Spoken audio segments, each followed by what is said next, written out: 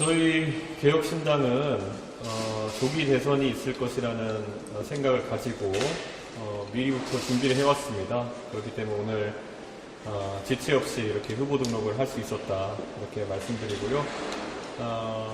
지금 대한민국의 지도자로서 누가 적절한지를 겨루는 상황에서 저는 미래지향적이고 무엇보다도 글로벌 환경에 적응할 수 있는, 그리고 과학기술 분야에 대한 전문성이 있는 후보가 이번 대선에 주목받을 것이다 이런 생각하고 많은 분들이 그런 영역에서 경쟁했으면 좋겠다 이렇게 생각합니다.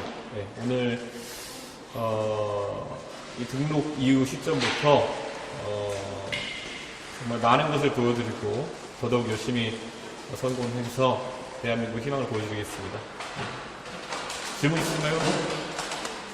네. 홍준표 시장 그 단일화 얘기 가능성이 낮다고 일축하셨는데 네. 한번 그 얘기 한번 다시 한번. 예, 저 홍준표 시장과 저는 홍준표 시장과 오세훈 시장 같은 경우에는 저와 워낙 평소에도 많은 소통을 하고 있고, 그래서 이번에 탄핵 결과가 나온 다음에 따로 이렇게 사적으로 소통하는 시간을 가졌습니다. 그런데 단일화나 이런 것은 솔직히 국민의힘에서 저를 굉장히 사실도 아니고 그리고 모욕적인 그런 주장을 통해서 내쫓았기 때문에 그런 부분에 대해서 어떠한 반성이나 사과의 의미도 없는, 그리고 그런 상황 속에서 단일화 논의는 무의미하다 이렇게 말씀드리고요. 이번 대통령 선거에서 정말 과학기술 분야나 아니면은 또 미래 세대를 대표하는 그런 후보가 따로 나올 것이라 생각하지 않기 때문에 그분들의 표심을 담아서 끝까지 가도록 하겠습니다. 예. 유천적일 수 있겠지만 첫 대선 후보 등록이신데 네. 기분이 어떠신지, 그리고 아직도 어리다는 네. 여러 언론에서 질문 받으셨겠지만 아직 어리다는 그런 비판에 대해서. 저는 대한민국의 많은 영역에서 지금 40대보다도 젊은 사람들이 활약하고 있는 시대다 이렇게 생각합니다. 지금 기업 같은 경우에도 국내 굴지의 대기업들도 이제 40대 총수 체제로 들고 있고, 그리고 저는 과거에 우리나라의 훌륭한 지도자들이 대선에 도전했던 나이가 40대에 시작한 경우가 굉장히 많습니다. 그렇기 때문에 결코 제 도전이 나이로 어리다고만 평가받을 것은 아니다 이렇게 생각하고, 세계적으로 본다 하더라도 프랑스 같은 경우는 30대 대통령을 만들어냈고, 그리고 오스트리아나 아니면은 뉴질랜드 같은 나라에서도 젊은 총리들이 활약하고 있는 상황입니다.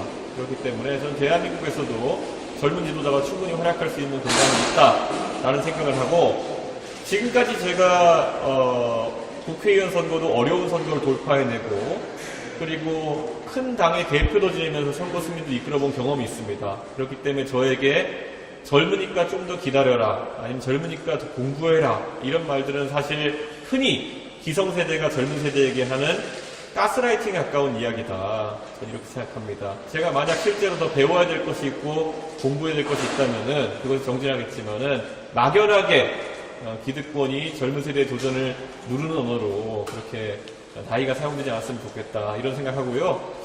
저 개인도 이 선관위에서 후보 등록을 하는 것은 국회의원 선거 여러 번 출마했기 때문에 익숙합니다만, 이렇게 중앙선관위에서 대통령 선거에 도전한다는 것은 저 개인에게도 굉장히 영광스러운 일이고, 무엇보다 저를 신뢰해주신 우리 개혁신당의 당원과 지지자분들에게도 감사드리고 싶습니다. 그리고 이번 선거의 도전의 의미라고 하는 것은, 제가 처음에 전당대회에 국민의힘에 도전했을 때도 참가의 의의를 두는 것이냐 이런 얘기도 있었고, 동탄에서 제가 아주 어려운 선거에 도전할 때도 돌을 던지려는 것이냐 이런 얘기도 있었지만은, 이번 대통령 선거도 저는 당선 그 이외의 목표는 없다는 생각으로 선거에 임하고 있습니다. 그래서 많은 관심과 또 그리고 도움을 주시면은 감사하겠습니다.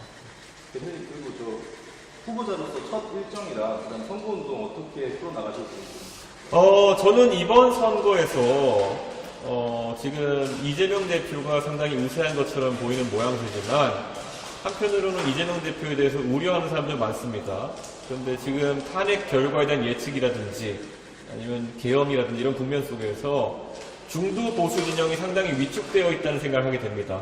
그래서는 어제 그제도 대구와 영덕 등지에서 일정을 했지만 우선 그분들에게 윤석열 대통령이 잘못한 것이지 그분들이 잘못한 것이 아니다. 결국 그분들의 지지를 성과로 담아내지 못한 윤석열 정권의 문제를 너무 자책하지 말아달라라는 말씀을 드리고자 하고 그래서 대구 경북 지역에서의 일정을 우선시해서 진행하겠습니다. 그리고 제가 어느 선거에서나 그랬던 것처럼 이번 대통령 선거도 실제 발로 뛰는 선거를 앞세우겠다 이렇게 말씀드립니다. 그래서 당장 한 이틀 뒤부터 대구에서 진짜 유권자들에게 진정성 있는 마음으로 인사드리는 것부터 시작하겠다 이렇게 언론인들께 미리 좀 예고를 하겠습니다. 국민의힘이랑 뭐 어떤 퍼센테이지로 말씀하실 수 없겠지만 그들이 변하지 않으면 나는 그들과 하지 않겠다는 취지의 말씀 계속 하시는데 네. 어느 정도 가능성이라고 좀 볼 수 있을까요? 저는 국민의힘이 사실 저에게 사과할 필요는 그렇게 많지 않습니다. 그건 해도 좋고 안 해도 좋습니다.